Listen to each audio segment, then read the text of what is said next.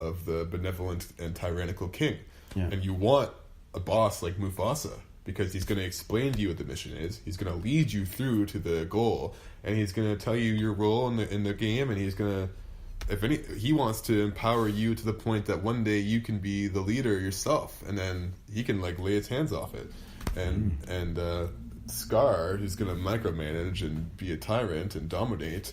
You know, what happened to the Pride Lands? It was all on fire and there was no food. And motorcycle man going by. Or that sounded like a Jake brake on a truck. Jake brake. Yeah. But anyways, I love that movie because and it's a great movie because I feel like, again, today, and this could just be the result of looking on social media too much, because the actual world I experience doesn't seem to reflect these ideas at all, but the ideas of toxic masculinity and men being... what was someone's argument? Robin was showing me a meme of someone she knew posting a meme that was basically like it was a comic strip of a man in an argument with a woman. And the man was saying something like, it's not all men that are rapists and sexual offenders and abusing, domineering pieces of shit, essentially. Mm-hmm. And then the woman in the comic strip puts the man in a chokehold and says, it doesn't matter because there is enough... She basically says there is enough men doing it that it doesn't matter.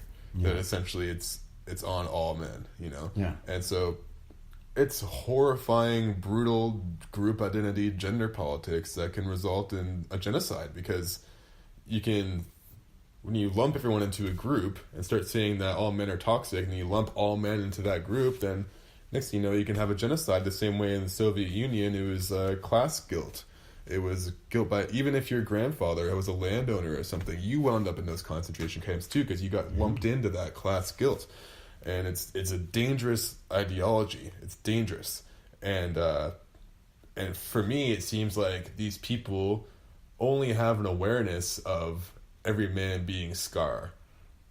And they have no perspective of Mufasa. They don't, and maybe they've never actually met Mufasa in their life. But it's just, it's a deadly and it's a dangerous ideology, and it disheartens me. And it's brutal because I can only imagine being a young boy raised in today's culture and being told that you're a toxic, dangerous, violent creature, and all that kind of thing. But within you definitely does lay that, but accepting. There is a moment of like everyone wants to be viewed upon the actions of themselves, but there is, within accepting responsibility for you and yourself, is there is also another picture of your greater surroundings, and saying like, you know what, yeah, there is a disturbing amount of sexual assault that is happening, and for the most part is most certainly men upon women. Are you doing it yourself? I would certainly hope not, but just to acknowledge that fact and say like, man, I am very sorry, but like to be just to acknowledge, and like it's just a moment of like not sloughing it off, but just understanding that like the plight of someone like either the young women in your life have to go through this that's terrible, and to lead the way once again by being like, I can be a good, respectful person in my community, and I'm not out there catcalling women or groping women in the workplace or wherever have you. But it is like just like literally about leading the way, man. Like we should. Yeah, well, everyone, like the men should be embodying Mufasa, you know. Yeah. Instead of admitting to some sort of inherent guilt by the fact that you have a penis too, just be the good man, and let your example speak for itself. And because you're right, it's not like these things aren't happening. They're obviously happening. Yeah. But I don't buy that it's most men. I believe it's an incredibly, perhaps even a significant minority of men. But I would even like to think, well, I don't want to. I could be being naive too, which I don't want to be. Yeah. I want to look at the information too, and I need to write down lots of research to do. But I think it's a minority of men, because most men I know aren't like this. Yeah. And and for example, it's true that most people in prison are men, because when men are antisocial, there are characteristic pathologies that get expressed between men and women. And so, but 90, I believe it's 90 or perhaps 95% of the crimes are done by 5% of the criminals. So it's a small amount of people we're talking about here. And I don't mean to cheapen it. We need to continue to be vigilant about these issues for sure, and make sure that women are protected. But I also think a part of this is, okay, if I go off into the forest, I'm not going to first protest the government about the fact that the grizzly bear wants to eat me. I'm going to take precautions to make sure that I can defend myself against the grizzly bear. And I'm not excusing the behavior of a rapist at all. It's absolutely reprehensible and disgusting, and you scar people. Kill your local rapist for sure. Absolutely.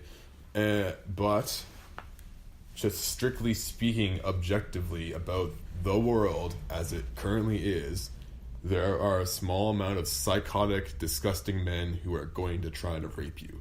Yeah. So why not arm yourself and learn how to fight? I think the thing that I've come to understand about rape in the last while, that I think really speaks to the struggle that young women face, is a lot of people seem to have this idea it's this random stranger you don't know, and most of the time it's someone who's very close to you. And it can be even your own brother, your boyfriend, someone who is a very good friend of yours, and the ability to stand up against someone that even you love, who's close to you, and come out and testify against them is, that is the amount of strength that I think in itself is the characteristics of a warrior. And I think that is the strength that takes is unparalleled. Stand up and speak out, absolutely, if you can, and you've got a good support network, and I would certainly hope that lots of people do. I feel fuck yeah, girls. Yeah. But man, you're right though, because it's such a,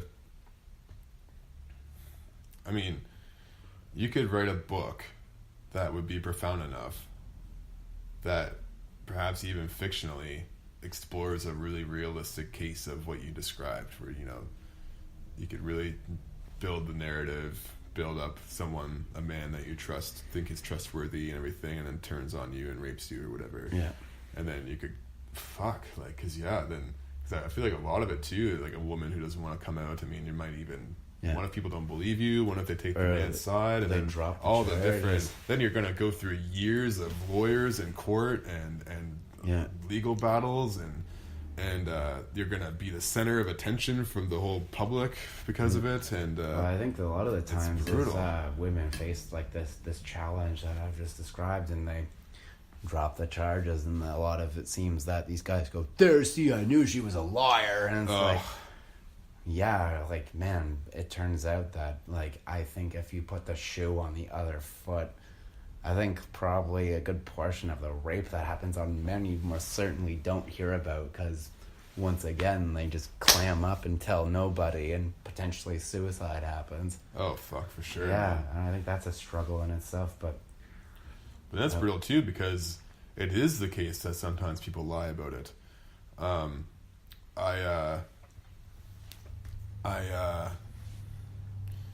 man, these conversations are so intense and complicated and treacherous in a sense. But I don't know if we have like 6 hours to really digress into the rest of the whole culture is having the conversation 24/7 too, and it's because it needs to happen. But it's okay. Well, I worked with this guy who was fresh out of prison in Alberta at a temp agency. And to pause that. This guy's got a piss. Oh yeah? Well, how about this? I'll just fly solo for a minute. Let you pee, and one second here, bud. I'll pee after you though too. There he goes. There we go. Well, ladies and gentlemen, I've never been alone on my own podcast before. Oh, geez, the pressure. Well, if you're enjoying things so far, be sure to subscribe, like and share, and also if you absolutely hate it, be sure to let us know too. We're all very open to the possibility that we're absolutely full of shit and retarded, and perhaps a bit of an asshole too. But here it is so far with Peter Hansen. I can hear him. He's got a really nice steady stream just penetrating the surface of the water in the bowl with a lot of strength and consistency. Good form, good technique. You can tell he's been doing this all his life. He's a real master. He is a real prodigy. He's a real trooper in the field. No one's pulling it off better than this guy. Man, have you ever stealth peed before? Like, I call it stealth peeing. Where you try and almost just get it on the edge of the... little small section where it's still a toilet bowl, but it's not quite the water, and I just trying to pee right there, maybe. I mean, I think we should all just let our freak flag fly and just, pee however loud we want, it's defecation. And I loved it, man. I loved the, it was a sheer work of art, the sound. Yeah, I gotta say, like, I kind of used to do that as a kid, and now I've really kind of, like, enjoyed the game of, like, oh, I gotta pee right there. Or something like that, like, yeah. When I was a little kid, I tried to, fill up the whole bowl with bubbles. And I was really proud when I got complete bubble coverage. Yeah, or take a dump and try to pee the turd too. But I don't know. Yeah, there is quite something to be said about perhaps for a lack of a game like a potty games. It's not even kind of fun to say, but Jesus Christ, listen to this fucking guy go. But I'd like to take a stab in a way of some of the things Taran may have been saying while I was out here, and I can only assume it's that he can do 50 push-ups per minute while doing some leg curls and drive a car real fast while doing those. Doing push-ups while driving a car, that would be fucking pretty impressive, man. And holy moly, folks. Yeah, let me take a... You gotta enjoy when you come to a toilet and you're just like, man, oh man, do I ever have to pee? And I have to pee really quick. So you just like blast that out. Yeah. Yeah, just like I gotta pee and I got a limited amount of time to do so. It kind of reminds me of like kitchen work, of just like you're in the middle of a meal and it's been a while since you've peed, and you're just like, man, can I just like tag out for 1 second? They're like, yeah, but go real quick. And you just blast off and you just like gotta pee in like less than a minute and get right back there. You ever pee with so much force that it's like stinging the inside of your urethra as it's because you're pushing, like you're using like every single muscle that you have or you feel you have control of at that moment. Just like Yeah, the little specks of blood start. Yeah, yeah.